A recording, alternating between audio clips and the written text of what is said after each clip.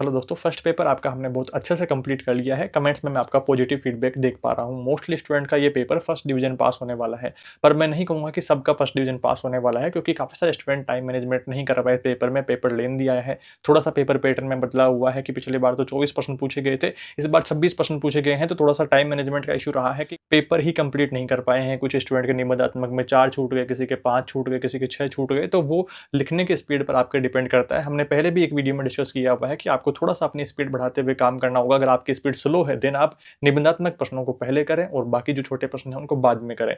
कुछ स्टूडेंट का ये भी कंसर्न था कि हम कितने नंबर के प्रश्न के लिए कितने लाइन्स में आंसर लिखें, उसको लेकर के भी थोड़ा-सा डिस्टर्ब रहा, क्योंकि हम पहले एक वीडियो में डिस्कशन कर रहे थे कि अति लघु उत्तरात्मक में आप आधा सा पेज भर दें, लघु उत्तरात्मक में 1 पेज भर दें और निबंधात्मक में 3, 4, 5 पेज तक भी आप भर देंगे, तो ऐसे में तो कॉपी भर जा रही है। तो कुछ स्टूडेंट्स के पास में जगह ही नहीं बची है कि भैया 1-2 क्वेश्चन हमारे रह गए हैं, कॉपी में जगह ही नहीं बची है। तो थोड़ा-सा आप उसको मैनेज किस प्रकार से करेंगे, उस बारे में भी हम बात करने वाले हैं, समझने वाले हैं इस वीडियो में सारी बातों को। तो आपको चाहे पेपर अच्छा गया हो या खराब गया हो, अब जो बीत गया उस बारे में नहीं सोचना है। अब आगे के एग्जाम्स पर फोकस करके उनको बहुत अच्छे से मैनेज करने पे आपको फोकस रखना है।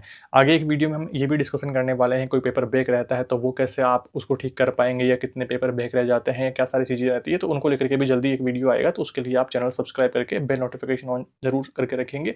उसके अलावा यहाँ हम थोड़ा सा डिटेल से समझते हैं कि आपको एक तो देखिए, मैंने पहले भी क्लियर किया हुआ है कि अगर आपके लिखने की स्पीड स्लो है, देन आप निबंधात्मक प्रश्नों को पहले करें और छोटे जो प्रश्न हैं उनको बाद में करें। और जो आपका पेपर है, उतना ज़्यादा भी पेपर पैटर्न इसको मैं चेंज नहीं कहूँगा, क्योंकि पिछली बार 24% पूछे गए थे, इस बार 26% पूछे गए हैं, तो थोड़ा बहुत ही डिफरेंस है जो कि आप आराम से मैनेज इसको कर सकते थे। अब शायद मैंने इसको 4-5 बार पढ़ लिया है, इस साल ही मैं 2 बार पढ़ चुका हूँ। एक तो हमने यूनिट वाइज वीडियोज़ में पढ़ा और फिर आपके वन शॉट क्लासेस में पढ़ा, तो ऐसे में मुझे थोड़ा-सा अच्छे से क्लियर हो गई है कॉन्सेप्ट, तो मेरा पॉइंट ऑफ व्यू अलग हो सकता है।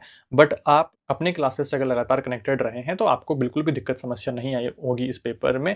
मोस्टली प्रश्न अपने क्लासेस में कवर हुए हैं और मैंने पहले भी आपको क्लियर किया है कि 100% के पीछे अपने को नहीं भागना है, अपने को फर्स्ट डिवीजन आना है और वो हम आ रहे हैं भाई। मैक्सिमम प्रश्न अपने क्लासेस में कवर हो रहे हैं और वो सफिशिएंट है भाई। उतना अगर कवर हो जा रहा है 1-2 घंटे की क्लास में, तो और क्या ही चाहिए आपको। बाकी अगर आपको प्रश्न नहीं आ रहा है, प्रश्न से रिलेटेड चीज़ें हैं, तो आप वो जरूर से मेंशन करके आएँ, प्रश्न खाली नहीं छोड़ना। अगर आपकी स्पीड स्लो है, देन आप निबंधात्मक प्रश्नों को पहले करें, छोटे प्रश्नों को बाद में करें। और आगे के पेपर्स भी थोड़ा-सा ऐसे ही रहने वाले हैं, तो थोड़ा आपको सावधानी रखनी है कि देखिए, जो आपके एमसीक्यूज़ हैं, वो 4 एमसीक्यू आए हैं यहाँ पर, तो उनको आप एक-एक, 2-2 लाइन में लिखेंगे, तो 1 पेज में आपके एमसीक्यूज़ आ जाने वाले हैं।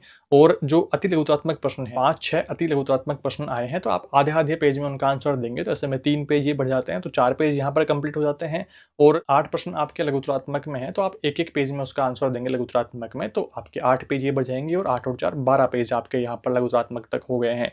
फिर उसके बाद में आपके पास में 20 पेज बचते हैं। उसमें अगर आप एक प्रश्न के लिए, जैसे 7 प्रश्न हैं आपके निबंधात्मक वाले, तो एक प्रश्न में आप 2-3 पेज भरते हैं, 3 पेज तो 21 पेज, तो इस तरह से 20 पेज में आपका कंप्लीट काम हो जा रहा है। 3-3 पेज भी आप भर रहे हैं। अब मुझे नहीं लगता है कि आपने कैसे काम अपना मैनेज किया है, कैसे कॉपी को भरी है, या जैसा हम बात कर रहे थे कि इतना दूर-दूर नहीं लिखना है कि कॉपी जल्दी से ही भर जाए कि आप एक लाइन में 3-3, 4-4 अक्षर ही लिख रहे हैं, तो ऐसा नहीं लिखना है भाई। थोड़ा-सा व्यवस्थित, थोड़ा-सा नोट्स फॉर्मेट में अपन लिखते हैं ना, तो वैसे व्यवस्थित आपको काम करना है। कुछ एग्जांपल्स मैं आपको स्क्रीन पर दिखा दे रहा हूँ, बाकी अपनी नोट्स क्लासेस में आप देखती ही हैं, समझते ही हैं।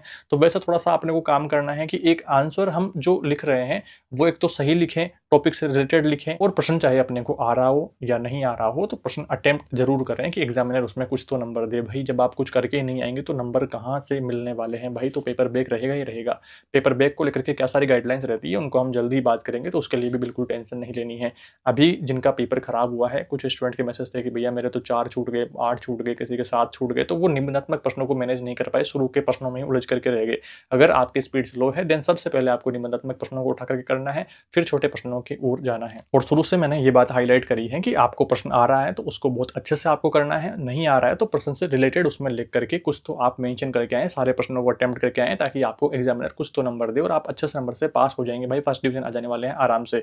आप कुछ करके ही नहीं आएंगे तो नंबर नहीं मिलने वाले हैं और पेपर बैक रह जाएगा आपका। तो इस बात को आप ध्यान रखेंगे। कॉपियां यहाँ उतने डीपली चेक नहीं होती है, बट आप कुछ करके ही नहीं आएंगे तो फिर नंबर नहीं मिलने वाले हैं भाई। ये तो आप सभी समझते हैं इस बात को। तो जिनका भी पेपर खराब रहा है, तो बीती बातों को लेकर के बैठने से अच्छा है कि आप आगे के 9 पेपर्स को अच्छे से मैनेज करें और अच्छे से उनके लिए तैयारी करें। एक तो आप सबसे पहले अपने यूनिट वाइज वीडियोस देख लेंगे, अच्छे से कॉन्सेप्ट अपने बना लेंगे, और फिर जो वन शॉट क्लास, जो मैराथन मैराथन क्लासेस आपके लिए आ रही हैं, उनको देख कर के अच्छे से आप और रिवीजन अपना कर लेंगे और अच्छे से कॉन्सेप्ट आपकी बन जाने वाली है। या फिर आप डायरेक्ट उस क्लास को देख रहे हैं तो उसको भी 2-3 बार आप देख लेंगे। कुछ स्टूडेंट्स का इस बारे में भी मैसेज था कि भैया अपने बीएसटीसी में तो 25-26 हज़ार स्टूडेंट हैं, अपने क्लास पे 46,000 व्यूज़ कैसे हो गए हैं? तो वो उसका एक रीज़न ये रहा है कि काफ़ी स्टूडेंट है, जैसे उसको 2 बार 3 बार देखा है, किसी के पास लैपटॉप, टैबलेट है तो वहाँ पर भी उन्होंने देखा है और आप सबने उसको बहुत अप्रिशिएट किया है, सभी ने उसको हाइप किया है। तो ऐसे में वो यूट्यूब इंडिया ट्रेंडिंग चार्ट्स में 27वें नंबर पर वो रैंक कर रहा है भाई, ऑल इंडिया रैंकिंग 27 पे भाई। ये अपने आप में एक प्राउड बात हो जाती है कि बीएसटीसी जैसे अपन छोटी सी एक कम्युनिटी का एक वीडियो रैंकिंग में आना, ट्रेंडिंग में आना, तो अपने आप में एक प्राउड मोमेंट है भाई। मेरा तो ज़मीन पे पैर नहीं टिक पा रहे हैं। और ट्रेंडिंग लिस्ट में आने के बाद में फिर रैंडम लोग भी उस पर क्लिक करके देख रहे हैं कि क्या चीज़ है भाई, ये बीएसटीसी क्या होती है, तो अलग-अलग लोग और देख रहे हैं। तो ऐसे में फिर वो रैंडम व्यूज़ भी वहाँ पर आ रहे हैं। तो ऐसे में 46,000 व्यूज़ वहाँ पर हो गए हैं अपने फर्स्ट वीडियो पे। अब देखते हैं कि सेकंड वीडियो पे कितने व्यूज़ रहते हैं, आप सब कितना उसको प्यार देते हैं। कमेंट्स में आपका फीडबैक मैं पढ़ रहा हूँ, सारे कमेंट्स मैं देख रहा हूँ और कोशिश कर रहा हूँ कि सभी का मैं रिप्लाई दूँ जितना हो सके। और जो कमियाँ आपको वीडियोज़ में नज़र आती है, आप उनको भी कमेंट्स में बताया करें ताकि मैं आगे वाले वीडियोज़ में और सुधार कर सकूँ। जैसे कुछ स्टूडेंट थोड़ा वॉइस को लेकर के बात कर रहे थे, तो मैं आगे कोशिश करूँगा थोड़ा-सा और इम्प्रूवमेंट करूँ वॉइस में। वो एक्चुअली वीडियो अलग-अलग पार्ट्स में बन करके फिर मर्ज करता हूँ ना, तो फिर वहाँ थोड़ा-सा फ्लक्चुएशन आ जाता है वॉइस में, बट मैं कोशिश करूँगा कि एक बार में ही रिकॉर्ड करके उनको फिर कट करके मर्ज करूँ। मैंने आपको पहले भी बताया था कि अपने वीडियोज़ ऐसे रॉ वीडियो में नहीं डालता हूँ, पहले उनको मैंने रिकॉर्ड किया, सारी बातों को समझ करके, सोच करके, फिर मैंने रिकॉर्ड किया एक बार और फिर मैं उसको खुद देखता हूँ कि कहीं पर कुछ गलतियाँ तो नहीं रही है, कहीं पर कुछ मैंने एक्स्ट्रा ऐसा कुछ नहीं बोल दिया हो कि आपका टाइम वेस्ट हो, या जो आपके काम की बातें हैं सिर्फ़ उनको ही मर्ज करके और बाकी सारी आलतू-फालतू बातों को हटा करके फिर एक कंप्लीट पैकेज, एक कंप्लीट वीडियो एक तैयार होकर के फिर आप तक पहुँचता है। तो आप अच्छे से उसको समझ पाएँ और आपके काम की ही सारी बातें हों, तो उनका ध्यान में रखने की कोशिश करता हूँ। बाकी मैं आगे और इम्प्रूवमेंट करने की कोशिश करूँगा। तो ये सारी बातें थी, आपको पॉजिटिविटी के साथ में आगे बढ़ना है और जो फर्स्ट पेपर में जिनका खराब रहा है, उसको ही ना सोचते बैठें। अब आपके जो आगे के 9 पेपर हैं, अगर आप उनमें बहुत अच्छे से काम कर लेते हैं, तो यहाँ पर आपका कोई फ़र्क नहीं पड़ने वाला है कि आपके 28 में मान लो 26 नंबर भी आ रहे हैं, तब भी ये पास हो जाएगा बाय ग्रेस लग करके। तो उनके बारे में हम अगले वीडियो में बात करेंगे, डिटेल से समझेंगे कि बैक पेपर का क्या सीन रहता है, अगर पेपर बैक रह जाता है तो क्या होगा, अगर 1-2 नंबर ही कम आ रहे हैं पासिंग मार्क्स से, तो वो बाय ग्रेस कितने नंबर तक रह जाता है, तो उनको लेकर के हम डिटेल से डिस्कशन करने वाले हैं। और कुछ स्टूडेंट्स का ये भी मैसेज था कि भैया पेपर कंप्लीट होने के साथ ही आप उनके सॉल्यूशन को लेकर के भी वीडियो लाया करिए। जैसे फर्स्ट पेपर हो गया है तो फर्स्ट पेपर सॉल्यूशन का वीडियो लाइए, सेकंड पेपर होने के बाद में सेकंड पेपर सॉल्यूशन का वीडियो लाइए। पर मेरी नज़र में ये ठीक नहीं है, क्योंकि अपने एग्जाम्स में बिल्कुल भी गैप नहीं है। अगर 1-2 दिन का भी गैप होता देन हम इस पे काम कर सकते थे, बट अभी जैसे कल दूसरा पेपर एग्जाम है, परसों तीसरा पेपर एग्जाम है, उसके अगले दिन चौथा पेपर, तो लगातार आपके पेपर चल रहे हैं। ऐसे में किसी स्टूडेंट का पेपर खराब रहता है और वो पेपर सॉल्यूशन वाला वीडियो देखता है, तो अगले पेपर के लिए उसका पहले से ही दिमाग खराब रहेगा, तो वो उतना अच्छे से तैयारी नहीं कर पाएगा। तो मेरा पॉइंट ऑफ व्यू ये है कि हमें पेपर सॉल्यूशन पर बात नहीं करना चाहिए। और अगर किसी स्टूडेंट को ये डाउट हो कि भैया आपके क्लासेस में से कंटेंट आ रहा है, नहीं आ रहा है, क्वेश्चन आ रहे नहीं आ रहे, तो इस बात के आप खुद साक्ष्य हैं। अपने फर्स्ट पेपर आपने देख करके देख लिया है, तो मैक्सिमम कंटेंट अपने क्लासेस से कवर रहा है। कुछ 2-4 प्रश्न अगर बाहर भी रहे हैं, तो उसके लिए भी लोड नहीं लेनी। वो मैंने पहले ही क्लियर करे हैं कि हम 100% के पीछे नहीं भाग रहे हैं। अपना मेन मोटिव है कि हम फर्स्ट डिवीज़न पास कर लें, कम से कम समय में उतने इंपॉर्टेंट टॉपिक कवर कर लें कि अपन फर्स्ट डिवीज़न पास हो जाएँ और उन पर अपना फर्स्ट वीडियो खरा उतरा है और आगे के वीडियोज़ भी अपने खरे उतरने वाले हैं, तो उन पर आपको भरोसा रखना है।